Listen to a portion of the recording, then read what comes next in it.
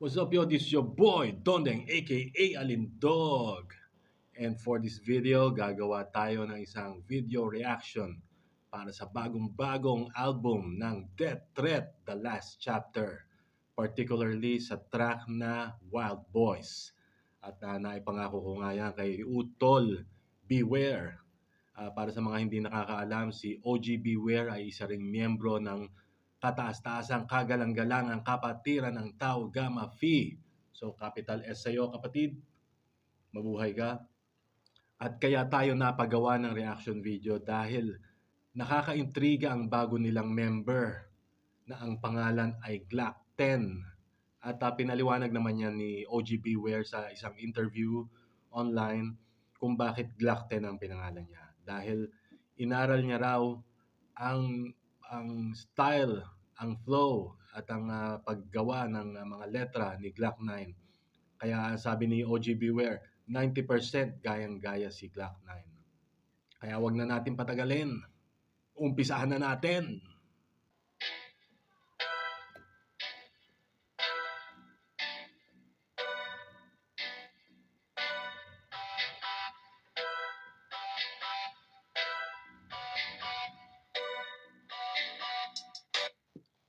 Parang bagong tunog to sa Death Threat, no? Kasi nakasanayan natin nung way back in the 90s, talagang hardcore boom bap.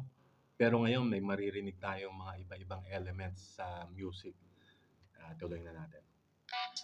Sino ba mga nagulat kapag kami nabukanan malaman sa malamang lamon ka? Mga letra naglipa na di na mabilang ang mga sumubok sa amin iniwala tusta.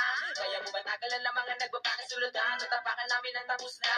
Namaliwan ka rin naman ako kaya wag ka na bumangon kung ayaw mo maalimusa. Yun, no? Glock 10, no? Parang Glock 9, no? May madidistinguish mo yung pagkakaiba. Pero malapit malapit na malapit sa flow, sa boses, sa style, sa atake. Parang gusto kong makita kung anong itsura nitong si Glock 10. Kaya maganda rin desisyon ang ginawa ni OG Beware na pangalanan siyang Glock 10. Kasi syempre magkakaroon ng intrigue sa mga tao.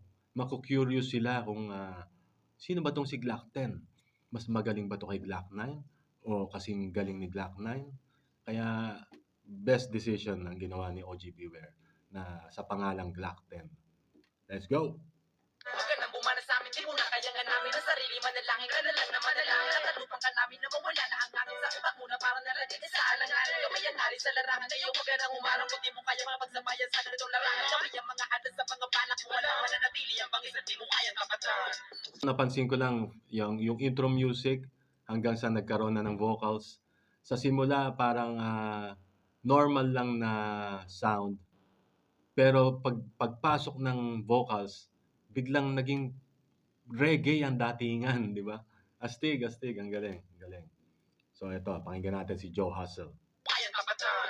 Sasabit ang dilim, para makabing ay napapraning. Ang mga tingin ay pailalim, kala mo tuloy ay naaaling. Lahat ng umaharang ay ginigiba, umaapoy lahat ang patinutura. Lahat sila ngayon ay natulala, para mag-isena sa pelikula. Di na namin kailangan pa umisena, bawat linya na bitawan para koka. Yun ang gustong-gusto ko kay Joe Hustle yung natural voice niya na husky. Ang tawag nga ng iba dyan is bedroom voice. At saka kung di ako nagkakamali, nagtatrabaho to, hindi ko lang sure kung hanggang ngayon, nagtatrabaho sa call center. Nasa BPO industry si Joe Hustle, kaya magaling din yan sa Inglesan. At ang boses, pang DJ, ang lupet. Ang parang babaon na parang bala, kalkulado ang lahat ng bawat tira. Napakabigat, napakailap. Ang pagkakasunod-sunod ng mga artist, first verse si Glock 10, and then Joe Hustle, then si aka Diablo, and then Pat L, Conflict, J Crown, at syempre ang lodi natin lahat, si OG Beware.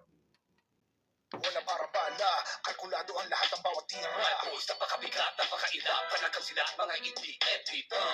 Walang kabigat, sobrang hinikat. Mga tuloy na cheese at patikan. Matik yan, mati yan. Sibak mga mahihinang bila lang. Magwawala na kaya't kapit lang dyan. Para sa abang ka ng kamatayan. You know, si Pat L, no? Nagbago na rin ng style. Siyempre, yung sinasabi nga nilang evolution or para sa akin is innovation. Kailangan mo sumabay kung ano yung nababagay sa panahon. Kaya saludo sa Death Threat for the effort to transition into a new style. At maganda tong pinapakinggan natin so far. Siyempre, inaabangan din natin ang ibubugang mga bars ni OG Beware. Grabe ang mga walang bayag, walang panama sa amin, ang puro lang pasiklap. Huling nagbabalik mga tunay na alamat, malamang sa malamang labang na naman ng mga iiyak.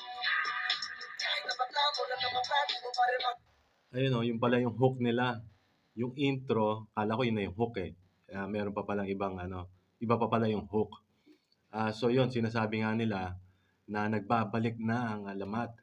At yung mga iba dyan na wala namang sinabi, parang wala kayong dating sa kanila. Parang gano'n ang sinasabi nila sa kanilang kanta. Correct me if I'm wrong, comment nyo lang down below kung ano sa tingin nyo ang mensahe ng kanilang kanta. Alright, yo. kaya na kami higitan, mga pinamalas kami na kalupitan, di pa rin nila nakakaya nahihitan. Kahit ilang taon man ang nagdaan ay hindi kami nagbago, mas lalong nanapik sa paggawa ng kantang sa ulungin ng mga tao. Mga nilalang na Ayun, sabi nga nila na hindi sila basta-basta. Hanggang ngayon, andun pa rin yung apoy, yung init sa paggawa ng mga kanta at musika. Kaya saludo rin sa DTG dahil sa patuloy niyong pagbitbit sa bandila ng hip-hop, especially Tagalog hip-hop, Tagalog rap, Pinoy hip-hop, or kung ano man ang tawag nyo dyan. Para sa akin, malaking puntos to para sa mga old school rappers na naglilitawan ngayon ang mga bagong kanta ng mga lumang artist. At sana maglabasan pa ang mga ibang old school rappers. Sana maglabas din sila ng mga bagong kanta. mo kaya tapatan na kahit na ilan na ang taong pa man na dumaan. Mga taong di pangkaraniwan ng galawan, animoy tahimik pero kalaban binabaslang. Matalim ang mga diwa na parang itak, matabil ang mga tila nagsilbing tatak. Hindi pwedeng lapok sa amin, ikay manalangin na hindi ka namin pagbalikan ng pansin pagkat simula pa umpisa, dapat ay alam mo na mga tunay na lehitimo ay di mapupura. Kami labis na wala na imbento na pampura, di kalibre mga boga na lagi nakakasal. Ang lupit, no? Talagang astig talaga. J. Crown. You know, hindi na ako updated kung ano-anong batch ang mga members ng DTG. Alam ko ang original and founding members ay si OG Beware, which is the founder, at si Genocide, na eventually nag-iba ng linya dahil sumagot sa tawag ng Panginoon. Tapos sa mga iba yan, sila Hijack, sila Pat L, sila Gobas, tapos yung mga iba, hindi ko na alam kung anong mga batch. Pero alam ko, ang pinakahuling naging member is si Joe Hustle through Jug Honey Love. Isang trivia para kay Conflict. Merong isang na-interview ako noon na artist. Ang pangalan niya ay binase niya sa dalawang paborito niyang artist. At isa nga doon si Conflict. So yung artist na yun nga, hindi ko na sasabihin kung sino, yun ang naging basehan niya sa pag-iisip niya kung ano magiging alias niya or kanyang rap name. Siyempre, ang pinakahuli pala at bagong-bagong member ay si Glock 10. Yan o. Salang malimakatakan sa sabong sa kalawakan, malimakamasakan, di mo ko may iwan hanggang sa uli, makipag sa bayan, magdaan ng sultan, di mo ko may isahan. Ako si B-Real, hindi na nag-iisa. Ayun o. Makikita mo pa rin kay Beware yung angas ng pagbitaw niya ng mga letra. Nandoon pa rin yung original style niya. Pag narinig mo kasi yung mga verse ni Beware, kahit walang video, madidistinguish mo sa boses pa lang, sa boses, sa flow, sa paraan niya ng pagbigkas. Malalaman mo na Beware. At dito, nandoon pa rin yung kanyang identity bilang Beware. Kalawang, mga matatang, sinasalang, malimakatakan sa sabong sa kalawakan, sakal, di mo ko maiiwan hanggang sa huli. Makipag sa bayan, balita ng sultan, di mo ko maiisan. Ako si B-Real, di kayo nag-iisa. Dahil pa sindikato ang plano pinakamalahan na buong Conflict. pagkakala na pinakadama. Inaakala nyo wala na bigla naalala, di pala basta-basta na lumuhod ang mga tala. Ipagpadabalan ng pare, lubos sa tapatir, napasayo kong mga tao mala Jimmy sa patin. Dinig mo kahit pumulong na parang nakalapin, di ba malupit na kahit pareho lang na lapis sa patin. Double ba yun o triple? Pakinggan nga natin ulit. Na buong barkada kalapit pinakadama. Inaakala nyo wala na bigla naalala, di pala basta-basta na lumuhod ang mga tala. Ipagpadabalan ng pare, Oh. lubos sa tapatir, napasayo kong mga tao mala Jimmy sa patin. Dinig mo kahit pumulong na parang nakalapin, di ba malupit na kahit pareho lang na lapis sa patin. No, may pasundot-sundot ng double time, no? O parang alanganing double triple eh. Hindi ko lang sure. Pero lupit, nakakasabay sa mga bagong estilo. Actually, yung double time, triple time, dati ang tawag dyan is parang tongue twist. Sa Bone Thugs and Harmony, yun ang tawag eh. Di ba, ang Bone Thugs sila ang parang nagpasimula ng speed rap with harmony. Kaya nga may harmony sa pangalan eh, Bone Thugs and Harmony. May harmony at the same time, mabilis. Kaya kadalasan ng mga speed rapper ngayon, yan sila Glock 9, sila Smugglers, lalo si Mr. Blaze, bone na bone talaga. At official siya, representative ng Bone Thugs and Harmony dito sa Pilipinas. At siya ang namumuno ng Mo Thugs Pinas. So shout out kay Mr. Blaze. Of course, kay sa aking pinsan, si Christopher Dantes, aka Sly Kane. Ang mga walang bayag, walang panama sa amin, ang puro lang pasiklab. Huling nagbabalik mga tunay na alamat. Malamang sa malamang, laman na naman ng mga iiyak. Kahit na matamo. Ang lakas ng dating sa akin ng hook. Kasi unang-una, reggae, yung sound, nakaka-chill vibes. At saka sa mga weedman dyan, I'm sure pwede nyo tong sound trip habang sumisinde. At yun, yung mensahe na wala silang pakialam sa mga parang wala namang dating, wala namang skills. Basta sila, nandun pa rin ang apoy nila sa paggawa, paglikha ng mga bagong musika sa bagong panahon.